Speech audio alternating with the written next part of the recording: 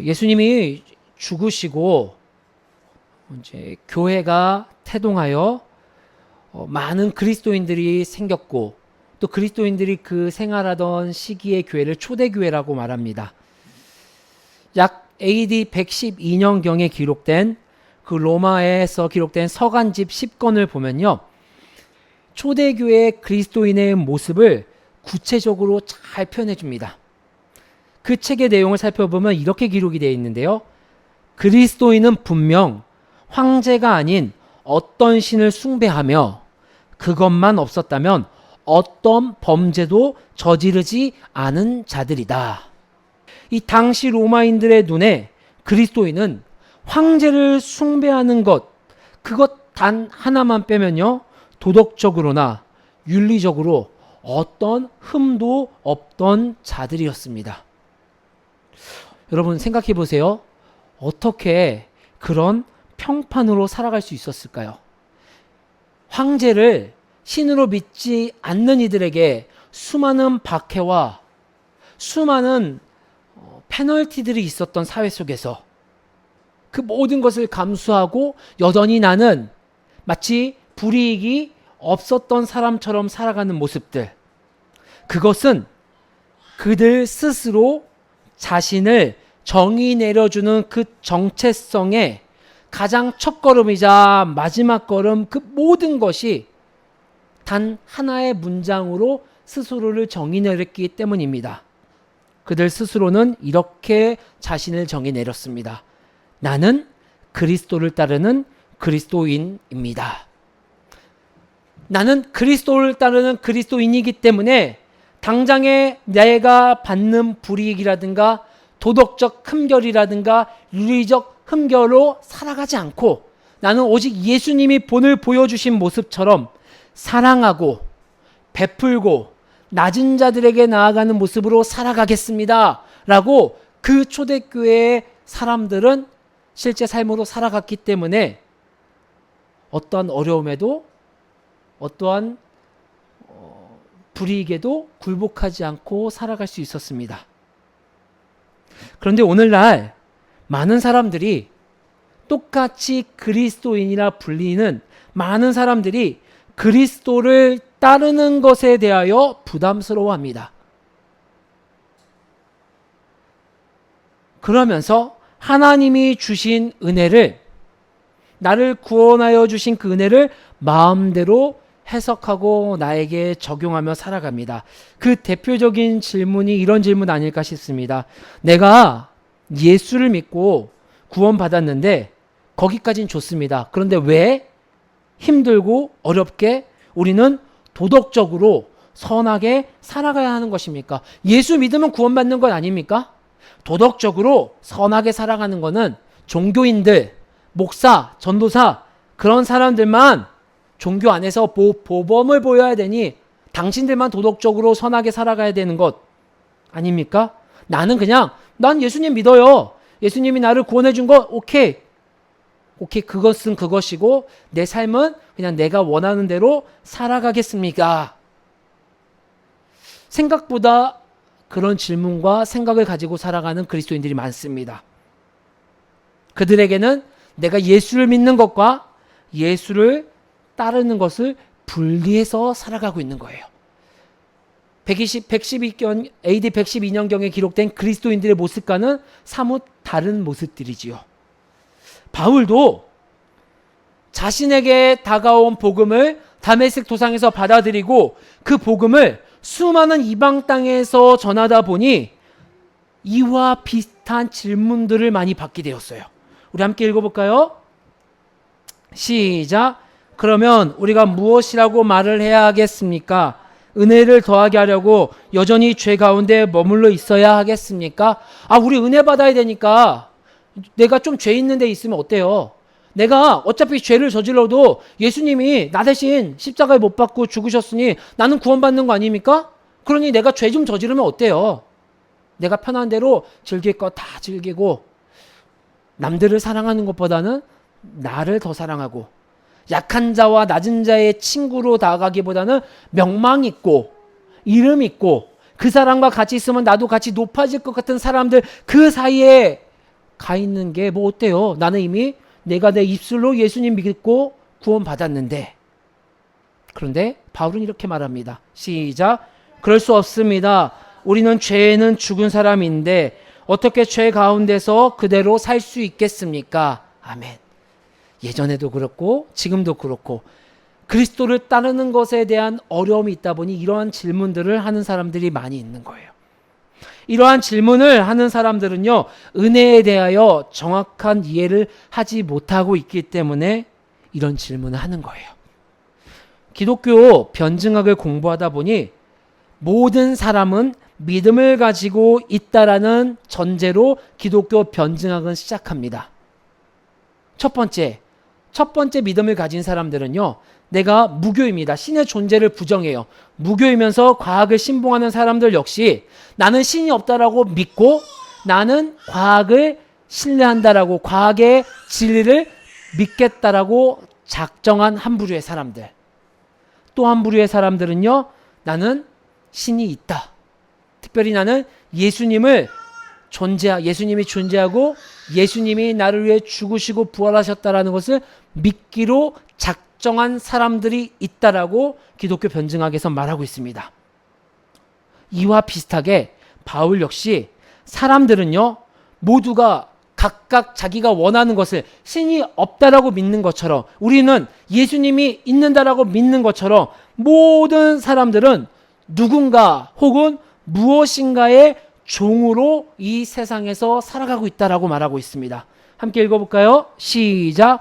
여러분은 아무에게나 자기를 종으로 내맡겨서 복종하게 하면 여러분은 여러분이 복종하는 그 사람의 종이 되는 것임을 알지 못합니까? 여러분은 죄의 종이 되어 죽음에 이르거나 아니면 순종의 종이 되어 의에 이르거나 하는 것입니다. 아멘. 이 땅에서 우리는 분명 무엇인가 누군가의 종으로 살아갑니다. 바울은 그 무엇인가의 종으로 살아가는 한편을 죄의 종으로 살아가는 자들, 또 한편으로는 오늘 말씀처럼 의의 종, 순종의 종으로 살아가는 자들이 있다라는 거예요. 사람은 내가 인식하지 못할 뿐이지 누군가의 종으로 살아갑니다. 이 종으로 번역된 그리스어는 둘로스라는 단어예요. 이 단어는 보통 신약 성경에서 노예, 종의 의미로 사용되어졌습니다. 이는요, 다른 사람의 법적인 소유인, 그러니까 법적인 소유인 사람으로 그 노예되고 종된 사람의 전체 삶과 목적은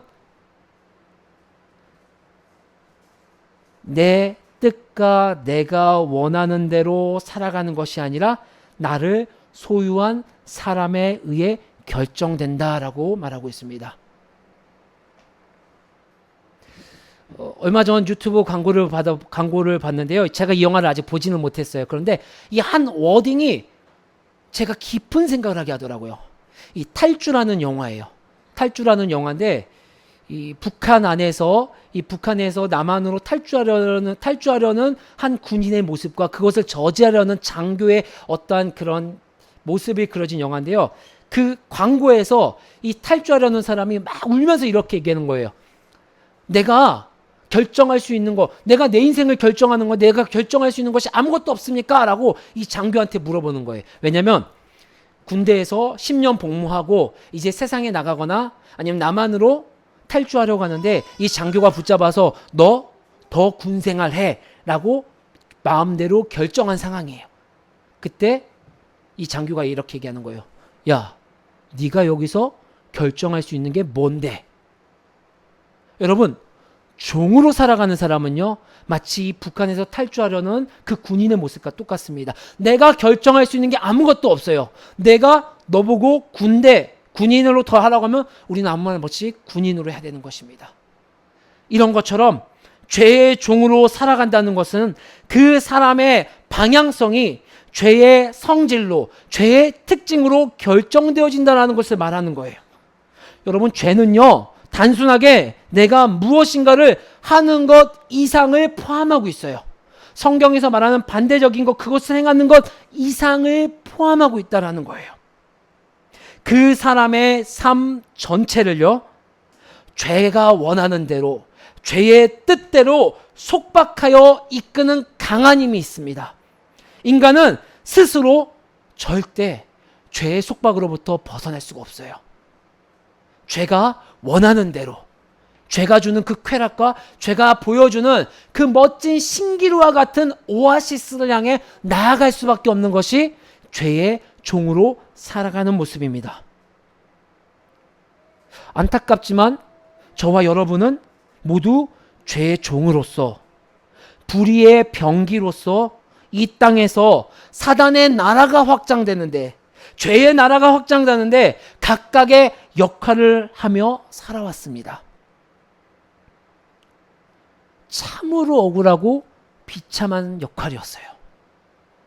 여러분, 여기 누가 사단의 나라가 확장되어지는데 선봉장으로 섰다고 생각해 보세요.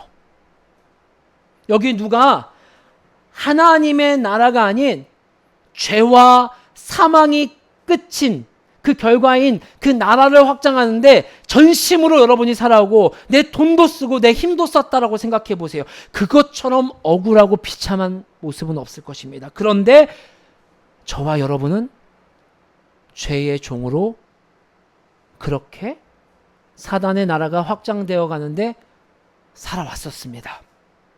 그런 비참한 삶의 자리에 예수님은 저 여러분에게 오셨습니다. 그 사건을 바울은 이렇게 선포합니다. 시작. 세례를 받아 그리스도 예수와 하나가 된 우리는 모든 세례를 받을 때에 그와 함께 죽었다는 것을 여러분이 알지 못합니까? 아멘.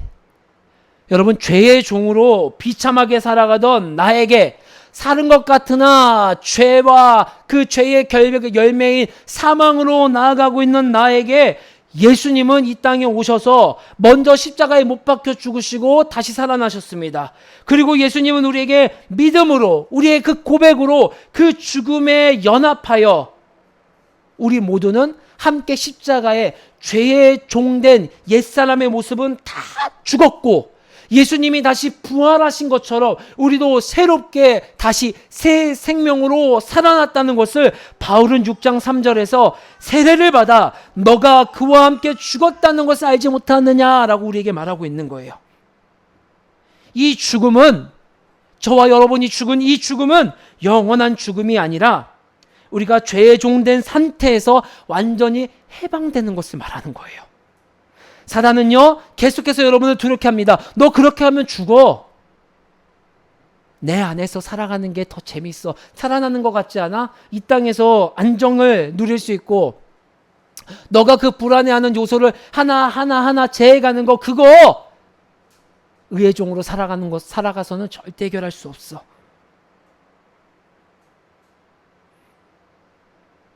너가 오히려 생각하는 그 생명이 죽는 상태야라고 사단은 끊임없이 우리를 미혹합니다.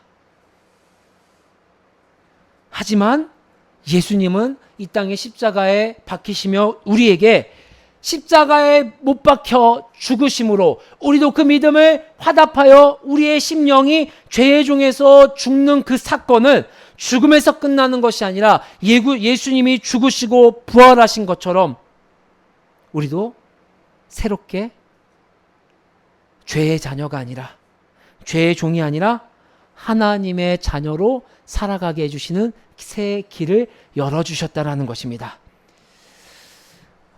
제가 교역자로 살아가다 보니 참 이사를 많이 다니게 되었습니다. 여러분들 아마 아시겠지만 제가 전에 살던 집에서 계약 기간이 8개월 정도 남은 상황에서 이사를 가야 되는 환경이 주어졌습니다. 저희 대회는 집주인분께 이미 2달 전부터 미리 말씀드렸어요. 조금 저희가 계약 기간이 남았지만 좀 빨리 집을 내놔서 좀 이사를 해야 될 것 같습니다 라고 말씀을 드렸고 2개월 전부터 집을 내놨음에도 불구하고 여러 이유를 들어 집이 안 나가게 되었습니다. 결국 저희가 이사 가는 날에도 문제가 해결되지 않아 8개월간 그 예전 집에 저희에게는 정말 가장 큰 전 재산인 보증금이 묶여 있고 또 월세를 새로 이사간 집과 또 그 전 집 이중으로 지출할 수밖에 없는 상황이 놓이게 되었습니다.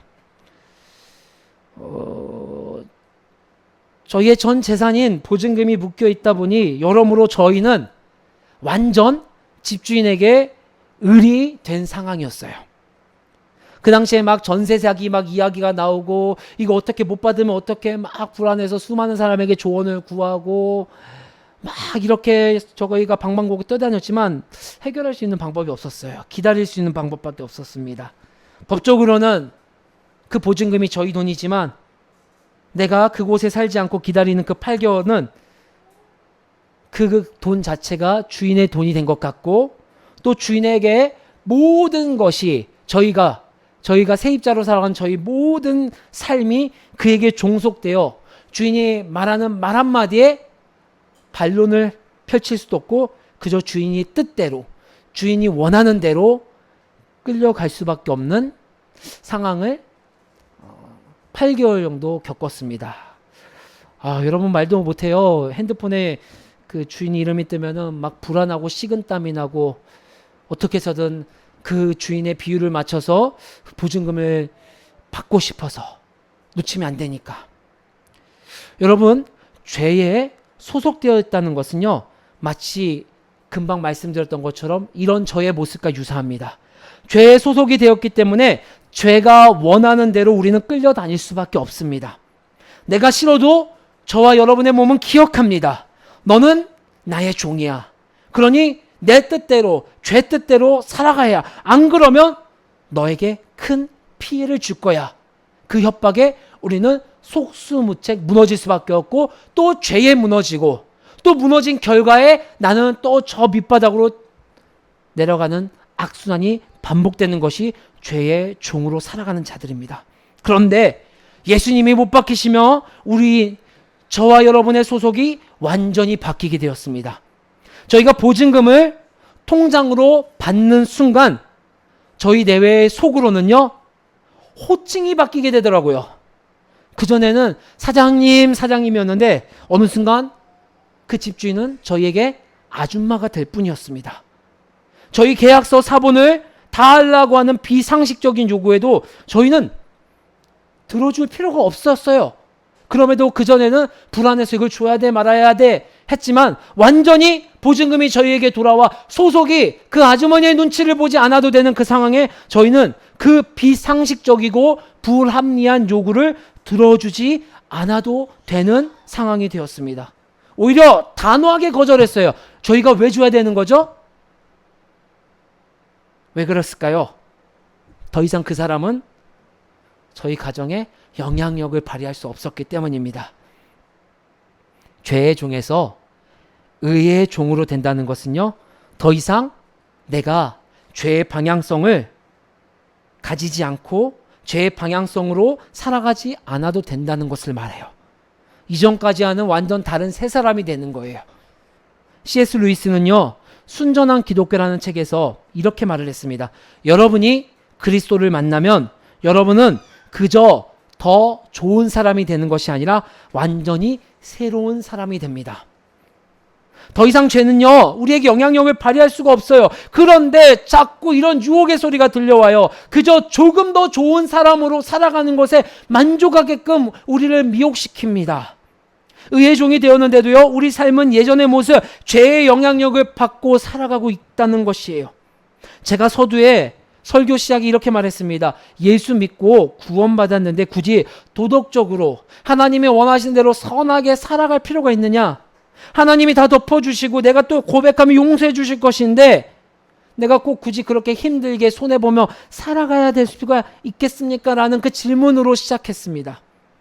이러한 질문을 하는 사람들은요, 대부분 내가 예수님을 믿지만 하나님 중심, 예수님 중심이 아니라 조금 더 내 중심이 강한 사람이에요.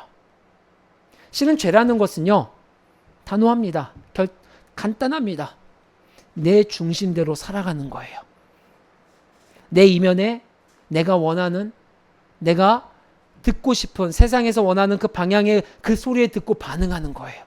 그리고 살아가는 거예요. 내가 받은 신분의 변화를 잘 이해하지 못하기 때문에 여전히 나는 예수를 믿었지만 죄가 원하는 대로, 무슨 소리야, 예수 믿는 거 좋아, 하지만 너의 삶은 나와 함께 가자라는 그 소리에 손을 내밀어주고 나를 맡기는 삶. 하지만 예수님을 믿음으로, 예수님의 공로로 말미암아 죄의 종되었던, 죄의 종으로 살아갔던 옛사람은 완전히 십자가에 못 박혀 눈에 보이지 않게끔 사라졌습니다. 더 이상 죄는요, 저와 여러분에게 어떠한 영향력도 줄 수 없는 그런 상황이 되었다는 거예요. 그런데도 자꾸 내 안에 의의 종이라는 새 신분이 아닌 죄의 영향력 아래로 살아가려는 그 연약한 모습들. 그런데 이 이야기가 남의 이야기 같지 않은 이유는요, 저도 그렇고 여러분도 그렇고 의의 종으로, 의의 무기로 새 신분을 받았음에도 불구하고 여전히 이런 미혹을 받으며 살아가고 있기 때문입니다. 우리 안에 오랜 시간 죄의 종으로 살아왔던 그 중독된 행위들, 나와 타인을 죽이는 말과 행동들이요, 우리를 쉽게 놓아주지 않아요. 어떻게 해서든 나를 붙잡으려고 해요. 그리고 그 영향력 아래에 있게 하려고 해요. 여러분, 이 습관이 얼마나 무서운지, 내가 힘들고 어렵고 외로울 때 언제나 불뚝불뚝 이 못된 죄의 습성들이 나를 죄의 종으로 만들어 나를 좀먹고 파괴시킵니다. 여러분, 우리는 예수님을 믿고 하나님의 자녀가 되었기 때문에 죄를 저지르면요, 죄를 저지르는 그 순간은 모르지만 죄를 저지르고 나서 시간이 얼마 지나지 않아 괴로울 수밖에 없습니다. 왜요? 여러분의 신분은 이미 의의 종으로 살아가고 있기 때문에. 여러분 가운데 죄를 저지르고 편하게 살아가는 사람 있습니까? 제가 알기로는 아무도 없습니다. 죄를 저지르면요, 또 하나님이 원하시는 대로 살아가지 않으면요, 불편해요. 괴로워요. 왜 나는 이 정도밖에 되지 않는 인간이지라고 나를 스스로 자학하고 자책합니다. 바로 나를 좀먹고 파괴시키는 행동들이 계속해서 나를 억누르는 거예요. 바울은 이러한 악순환에 펼쳐지는 상황 속에서 우리가 이겨낼 수 있는 방법에 대해 명확하게 말합니다. 너희가 건전한 취미를 갖고 운동을 한다고 해서, 혹 훌륭하고 뛰어난 심리 상담가의 상담을 받는다고 해서, 혹은 좋은 양서를 읽는다고 해서 거기서 벗어날 수 있는 것이 아니야. 우리가 죄의 종에서 벗어날 수 있는 방법은 단 하나, 내가 누구인지를 기억하는 거예요. 바울은 6장에서 그렇게 말하는 거예요. 5장 6장에서 계속해서 너가 무엇인가를 더해서, 너가 무엇인가를 안 해서 너가 이것을 지킬 수 있는 것이 아니라, 그 근원, 가장 첫 걸음은 나는 죄의 종으로 죄의 영향력 아래서 살아가는 것이 아니라 새 신분을 받게 된 하나님의 자녀임을 먼저 기억하라는 거예요. 예술 감정가들, 이런 조각이라든가 미술품을 감정하는 자들은요, 진품과 가품을 구별할 때 그들이 힘써서 연구하는 방법이 있습니다. 첫 번째, 진짜 예술 작품의 세부적인 요소. 또 두 번째, 그 역사적인 그 작품의 역사적인 맥락. 그리고 세 번째, 그 화가의 기법 등을 철저히 연구한다고 합니다. 훌륭한 모사가 가품을 연구하는 것이 아니라 오히려 그 제품의 그 진짜 작품을 세부적으로 바라보고요, 그 작품이 쓰여졌던 역사적인 맥락을 더 공부하고요, 화가의 기법 등을 충분히 철저히 연구한다고 합니다. 그래서 위작을 감별할 때 진품과 비교하여 발전되는 그 위작의 미묘한 차이점을 찾아낸다고 합니다.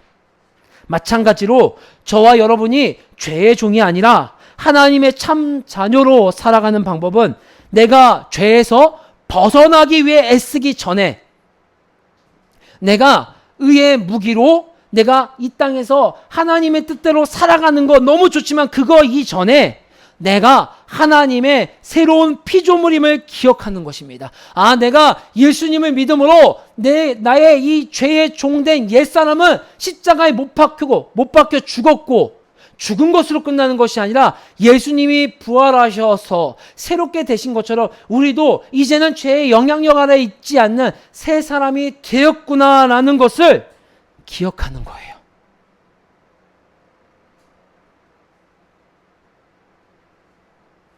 우리 로마서 6장 13절 14절 말씀 읽어볼까요? 시작. 그러므로 여러분은 여러분의 지체를 죄에 내맡겨서 불의의 연장이 되게 하지 마십시오. 오히려 여러분은 죽은 사람들 가운데서 살아난 사람답게 여러분은 하나님께 바치고 여러분의 지체를 의의 연장으로 하나님께 바치십시오. 여러분은 율법 아래 있지 않고 율법 아래 있으므로 죄가 여러분을 다스릴 수 없을 것입니다. 아멘. 여러분, 태양을 향해 자라는 식물 하면은 떠오르는 식물이 있습니다. 뭐죠? 해바라기입니다. 이 해바라기는 특별히 심지가 곱고 이렇게 태양을 바라보는 식물의 대명사로 우리가 알고 있습니다. 과학자들은 해바라기가 어떻게 태양을 향하는 것일까라는 의문을 가지고 연구를 했고, 실제 연구를 해보니 그 결과를 밝혀냈습니다. 해바라기 안에 해바라기 줄기에 특별한 단백질이 있는데, 이 단백질이 빛에 반응하여 식물이 태양을 따라 움직이게 한다라는 거예요. 아, 그러니까 줄기 안에 있는 단백질이 자꾸만 태양을 향할 수 있도록 이 단백질이 해바라기 자체를 이끌고 있다라는 것입니다. 어떤 면에 있어서 해바라기가 태양을 향해 나아가는 것처럼 우리 그리스도인의 모습이 참 유사하다는 것을 알 수가 있습니다. 그리스도를 따르는 자들, 모든 생각과 행동이 그리스도를 따르는 의의 종으로 살아가는 것이나, 해바라기 줄기 안에 있는 단백질이 빛에 반응하여 해바라기가 끊임없이 태양을 따라 움직이는 모습, 해바라기나 그리스도인의 모습이나 유사합니다. 매우 비슷합니다. 바울은 이를 위하여 성령님은, 해바라기 안에는 특별한 단백질이 있지만 그리스도인이 끊임없이 그리스도를 따르기 위하여서는 우리 안에 성령님이 살아서 움직이고 있다고 말씀하였습니다. 성령님은 우리에게 파워풀한 역사도 보여주시지만, 보다 근원적으로 지난주에 살펴보았지만 내 안에서 내가 하나님의 사랑을 받고 은혜를 통하여 내가 새로운 신분, 하나님의 자녀로 살아가는 존재라는 것을요, 끊임없이 기억하게 만듭니다. 그리고 그 자녀됨이 그리스도를 따르게 이끌어 주신다라는 거예요. 같이 읽어보겠습니다. 시작. 이 희망은 우리를 실망시키지 않습니다. 하나님께서 우리에게 주신 성령을 통하여 그의 사랑을 우리 마음속에 부어주셨기 때문입니다. 아멘. 성령을 통하여 우리 마음속에 부어주신 그 이유가 무엇입니까? 하나님의 사랑이 내 안에 계속해서 공급된다는 거예요. 아, 나는 값없이 하나님의 사랑을 받고 은혜를 통하여 내 예전 사람, 옛사람, 죄의 종된 것은 십자가에 못 박혀 나는 새 사람이 되었구나. 새로운 사람이 되었구나. 성령님은 저와 여러분이 나답게, 여러분답게 살아가길 원합니다. 여러분답다는 게 무슨 뜻이에요? 바로 의의 무기로 살아가는 거예요. 가정에서, 직장에서 나의 정체성을 흔드는 미혹의 소리가 끊임없이 들릴 것이에요. 그래, 이 정도 섬김과 열심이면 됐어. 야, 너도 사람인데, 나도 사람인데 손해만 볼 수는 없잖아. 남들이 다 하는 부정과 편법의 유혹이 올 때, 그때 여러분 심령 가운데서 여러분에게 주신 새로운 신분증을 꺼내서 살펴보십시오. 새로 받은 신분증에는요, 분명 새로운 소속과 정체성이, 여러분이 어떤 분이라는 것을, 어떤 자라는 것을 명확하게 설명해 주고 있습니다. 그리고 성령으로 인쳐 주셨습니다. 그 어떠한 사람도 그 인친 것을 바꿀 수 없습니다. 그것을 기억하며 살아갈 때 여러분은 죄의 종으로 살아가는, 순간의 쾌락과 순간의 안심, 안정으로 살아가는 그 위로보다 하나님의 자녀로 이 땅에서 새로운 신분을 가지고 기쁨과 풍성함을 누리게 되는 감격을 가지고 살아가게 될 것입니다. 죄의 종이 아니라 죄의 영향력 아래서 끊임없이 여러분을 컨트롤하려고 하는 그 미혹에서 여러분 나오십시오.